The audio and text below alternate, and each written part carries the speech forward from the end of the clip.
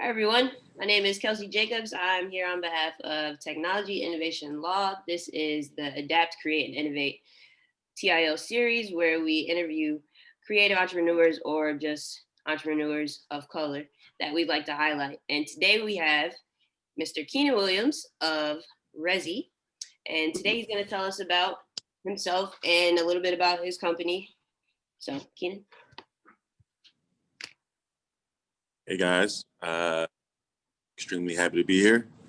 I am Keenan Williams. I'm one of the co-founders of Rezi, the fastest rental platform in New York City. We created a rental process that allows tenants to lease apartments 5 minutes or less from their phone entirely for free without any need of human contact. We created technology that allows a person or a couple or a family to walk into an empty apartment, pull out their phone, apply, get a decision, and if they can close, meaning they sign the lease with their finger, pay the security deposit in the first month's rent by connecting their online banking, select their key pickup date and their move-in date, and walk out, and they're done. Yeah, thank you, Ken. So I know you shared with us a bit about what you guys do, but can you tell us the real purpose behind why you and your co-founders started Rezi? Yeah, I mean, I think the short and sweet version is we wanted to make renting as fast as you can call it Uber. And that's because the process for renting historically and currently is so arduous, so manual, so paper-driven, full of bias. We want to eliminate all the friction that I just mentioned and make renting as seamless, free, and fast for everybody. We want to democratize the renting process and make it equitable. Okay, thank you for that. So I know that in order to make that process as simple and easy as possible, you've had to come up with some creative way to think outside the box, kind of make everything work. Can you share with us a creative moment that you've had to kind of like spark your innovation? Yeah, we kept failing.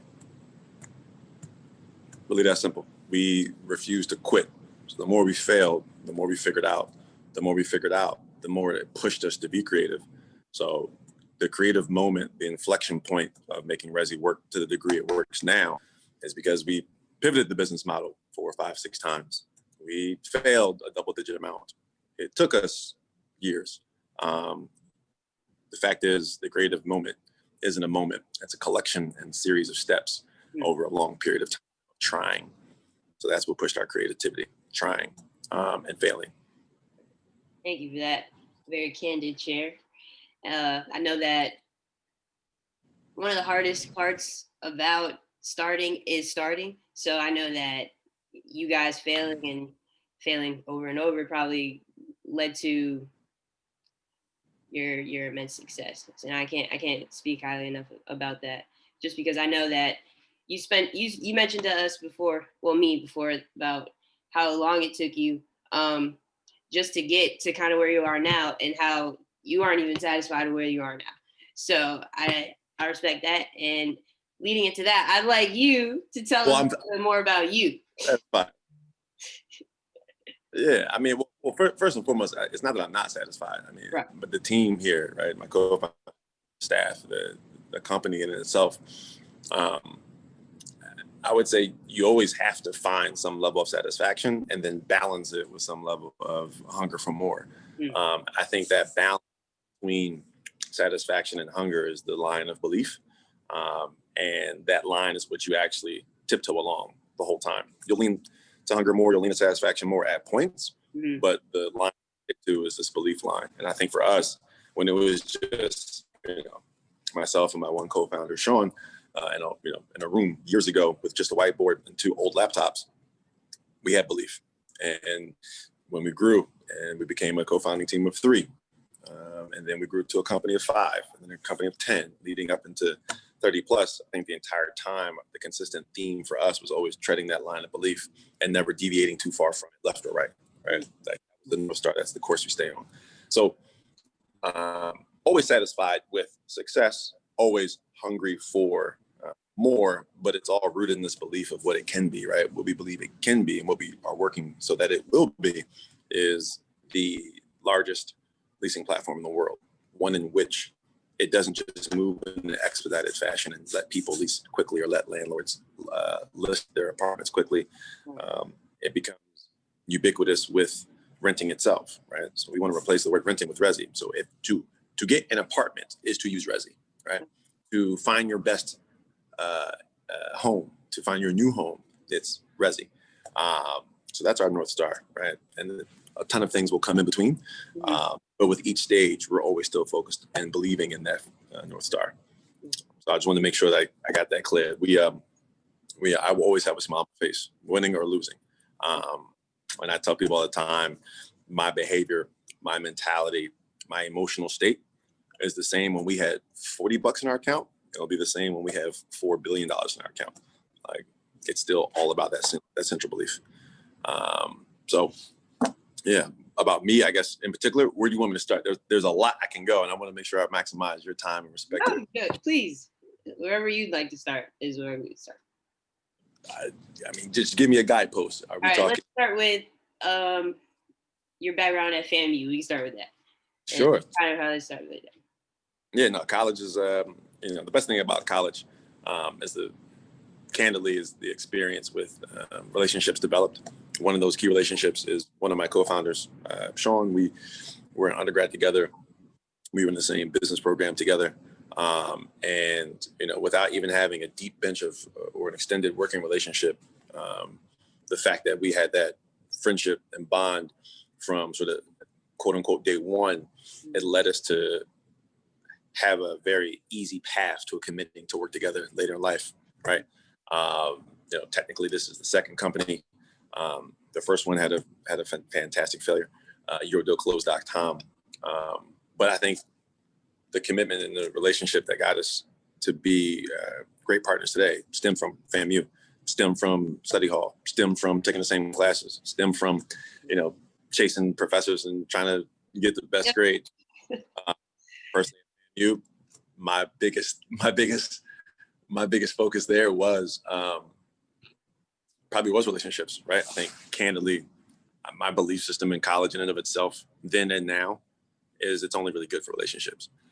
All right, certain fields you need the academia background to be successful in it, but I think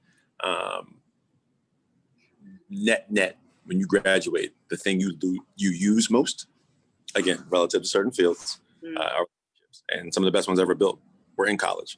And I think there's a class of entrepreneurs that really maybe started when I was there, and then after us, there's a double-digit number of kids who were in classes after us that have all started companies to some degree, and all have seen some semblance of success. So I'm really appreciative of that time there. I think FAMU is critical if I were to choose a starting point. So I'm glad you started there. It was awesome. So Chris is asking what an outrageously creative moment in your personal life has been to get you to where you are now. An outrageously courageous moment in my personal or creative moment. Yeah, I mean, it's probably starting my entrepreneurial journey. The creativity was I made a spreadsheet in 2014, and I wrote down names of friends that would let me stay or crash on their couch for free for 1 to 3 week periods, and it got to be pretty long. So I called my parents and were like, "Hey, I'm not renewing my lease. Actually, my landlord's about to let me out early, and I'm just going to sleep out of a duffel bag and a book bag for a couple months while I build my first company. Can you drive up and take my stuff?" And they drove up. It was like a silent, quasi sad moment, I guess, for them. They were super nervous and, tearful and concerned. And I just kept conveying I have a plan, and call it, I think, April/May 2015. I started this journey of building my first company, learning a ton, running through my savings, and living for free in New York for a year. So I think the most creative personal thing in my background is figuring out how to live ostensibly for free in New York for a year. Did it include living on dollar slices? Sure. Did it include sleeping in a co-working space because my buddy who ran it gave me key and permission? Sure. Did it mean, I might have jumped the turnstile? I'm not going to say I did or I didn't. I'm just going to say that I made it happen in New York. Just because I think the creativity really came from, as the quote I gave you earlier, around the line that you tread, belief versus hunger. In those early days, I over-indexed on hunger for sure.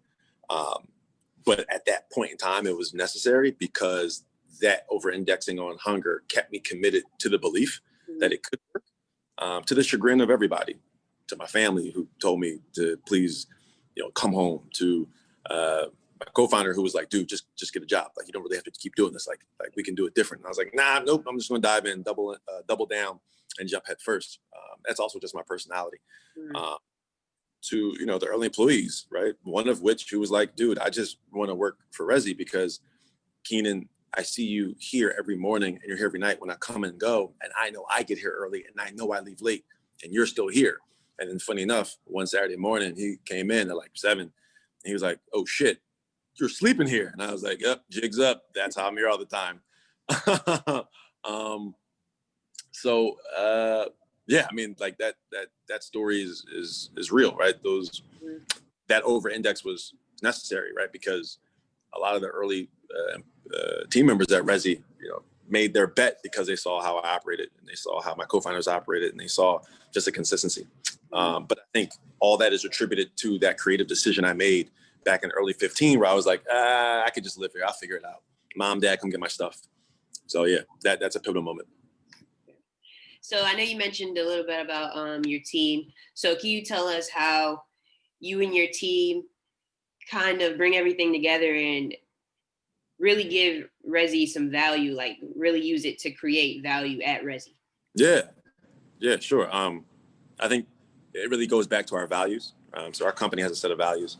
And I think my personal answer to your question would be, in particular, our value, which is be an owner. So I think the way we're able to create value for our customers on both sides of the marketplace, supply and demand, is because everyone who works in every division, no matter what they do at Rezi, operates as if they're an owner. So from the top down, there's no differential in expectation on deliverables. There's no differential in thoughtfulness and creativity on exercises. Everyone here operates as if they own the business. So it's really that simple. I think the company-wide theme isn't just our mission and vision. I really the values of the business model that's followed from interns up to co-founders. And in particular, the one that comes out most in that value set of values for us is be an owner. And that's also natural too. I think, from the co-founders to the early team members to even at early scale, there was always so much to do. Everyone always wore multiple hats. So you kind of couldn't work here if you didn't have the ability to be an owner. And that naturally became a value because that's who everyone was and still is. And so, yeah, that one hands down, I guess, is my answer to how we continue to create value, how we continue to create and iterate on our product that is made to be the best use case for our customers, right? Our business is built on service. Our business is built on people having the best experience possible, tenants and landlords alike. And to do that, every engineer, every property manager, every person in tenant success, or every person in our real estate ops team, everybody plays a role. The quants and the qualitatives, everyone's an owner. Right. Okay. Thank you for that. So the question of the hour. So these unprecedented times, I know it's been a little difficult for some businesses and people to kind of pivot. So how have you guys been able to kind of cope with the COVID-19 pandemic, either personally yourself and or your company at Rezi? Yeah, I think it's a commitment to excellence where customer service is still the number one driver, no matter if we're in the office or working from home, located domestically or internationally, a different time zone or the same time zone. I think it just is rooted into the business model of service, right? So kind of the piggyback on my previous answer, the setting for the company and its employees and its change as of March of earlier this year, and its unknown change from when it kind of goes back to any sort of normalcy, that question mark doesn't deter us. That question mark doesn't scare us. It probably incentivizes us even more to double down on that commitment to excellence and customer service. For us, I think it's simple as that. We historically built a business by getting over and above and through challenges, some that seem insurmountable, some that were consistent and didn't look like they were ever going to go away, and then some that were new, like this environment in totality that is COVID-19. And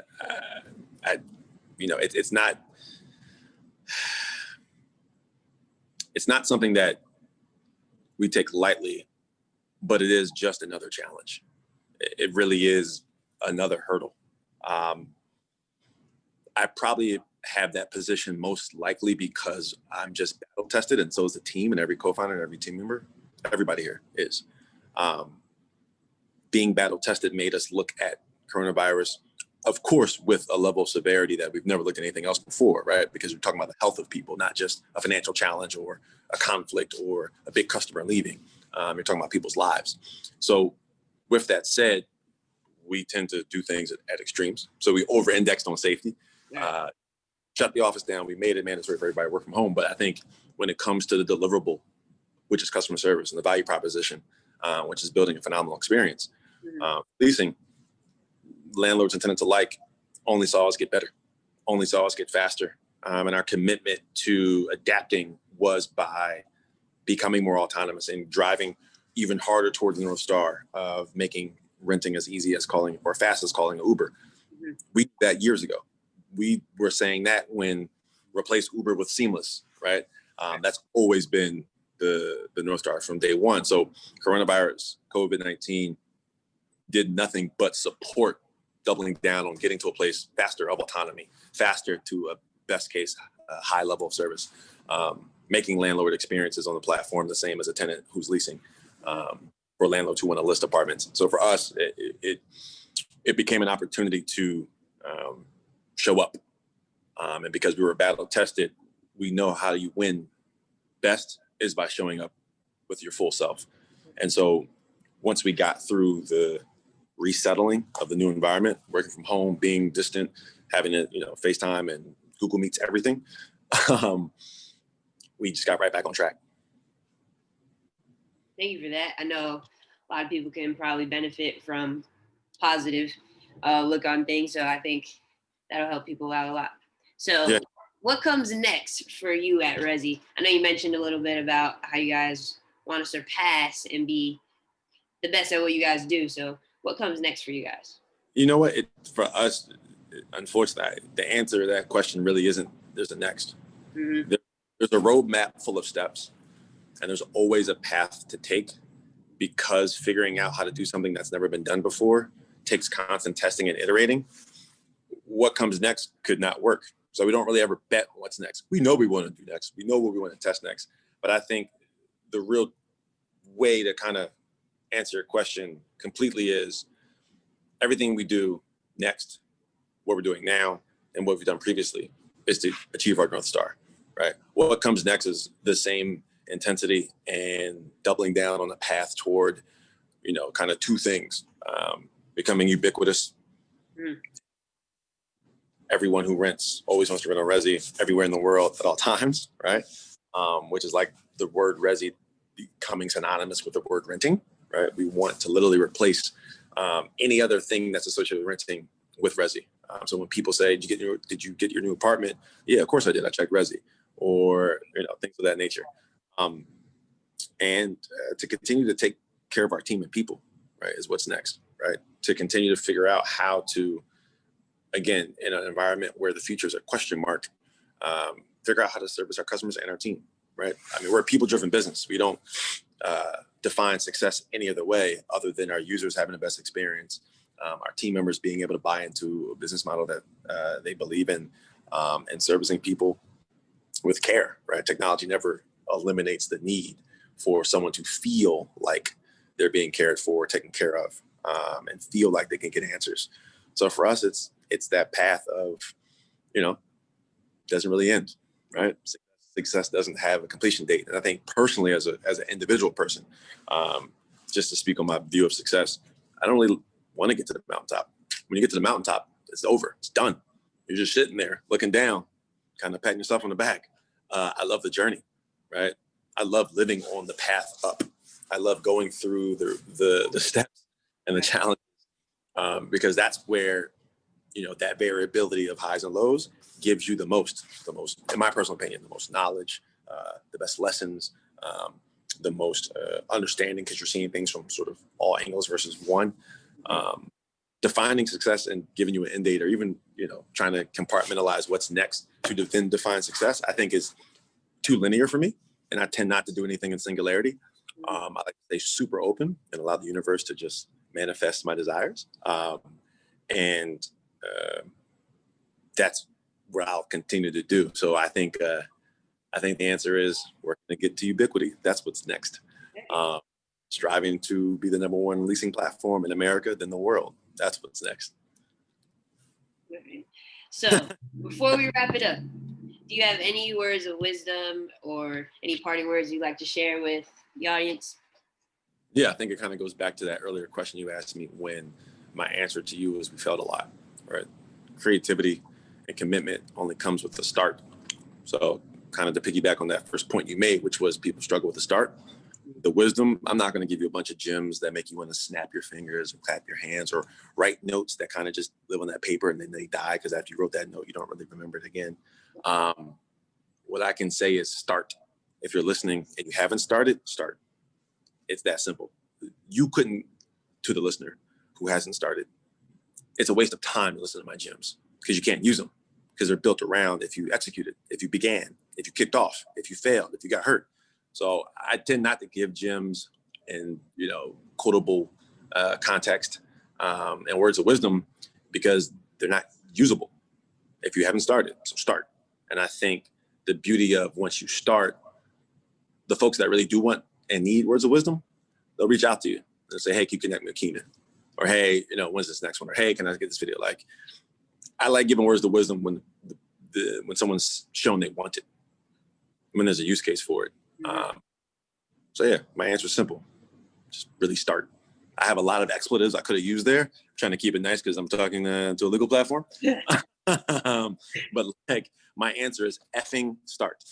Thank you for that. Chris, do you have anything you'd like to add? No, I'm good. That's outstanding. That's like manna from heaven. And also, Keenan, in parallel, I'm looking at Rezi and some of the things that you're doing in New York City, buying up apartments and things of that nature. So very impressive, and $30 million raised. I will just say, I hope you got that trademark for Rezi, because it's going to be worth a lot of money when you get global and ubiquitous, as you say. Well, we knew that when it was drawn up. We knew that. we knew that before we put it on clothing. Nicely done. Thank you, sir. Thank you. All right, Keenan, thank you. And thank you, Chris. Everyone, if you'd like to check out Rezi, check out rentrezi.com, and we will wrap it up. Thank you, guys. Thanks so Thank much. you, Kelsie, for leading. Thanks, Keenan. Take care. Continued success.